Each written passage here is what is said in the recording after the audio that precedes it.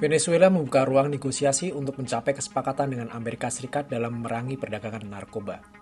Hal itu disampaikan Presiden Venezuela Nicolas Maduro dalam wawancara yang direkam sebelumnya dan ditayangkan pada Kamis 1 Januari 2026 di televisi negara.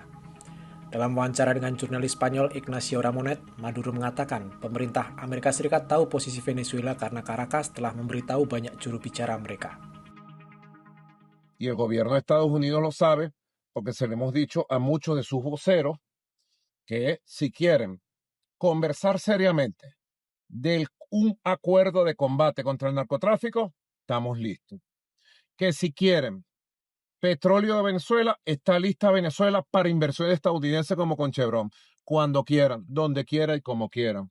Lo que yo sí te puedo decir que el sistema defensivo nacional que combina la fuerza popular, militar, policial, ha garantizado y garantiza la integridad territorial, la paz del país y el uso y disfrute de todos nuestros territorios. Y nuestro pueblo está seguro y en paz. Seperti diketahui, Venezuela memiliki cadangan minyak terbukti terbesar di dunia, dan Chevron Corp adalah satu-satunya perusahaan minyak besar yang mengekspor minyak mentah Venezuela ke Amerika Serikat.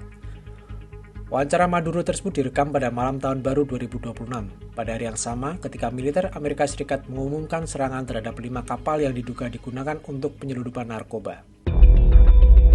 Adapun sebuah video serangan pada Selasa yang diunggah oleh Komando Selatan AS di media sosial menunjukkan 3 kapal berlayar dalam formasi yang rapat, dan militer mengatakan mereka berada dalam konvoi di rute penyelundupan narkoba dan telah memindahkan narkoba antara ketiga kapal sebelum serangan terjadi.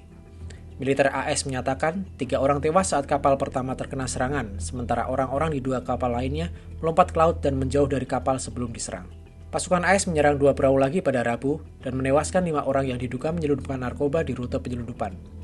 Namun dalam kedua serangan itu, militer AS tidak mengungkap bukti untuk mendukung klaim tersebut.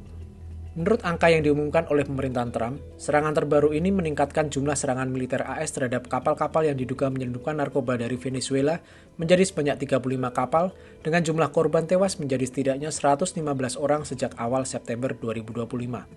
Warga Venezuela termasuk di antara para korban. Presiden Donald Trump membenarkan serangan tersebut sebagai eskalasi yang diperlukan untuk menghentikan aliran narkoba ke Amerika Serikat, dan menegaskan bahwa AS terlibat dalam konflik bersenjata dengan kartel narkoba. Serangan tersebut dimulai di lepas pantai Karibia, Venezuela, dan kemudian meluas ke Samudra Pasifik Timur. Sementara itu, CIA diduga berada di balik serangan drone pekan lalu di area dermaga yang diyakini digunakan oleh kartel narkoba Venezuela.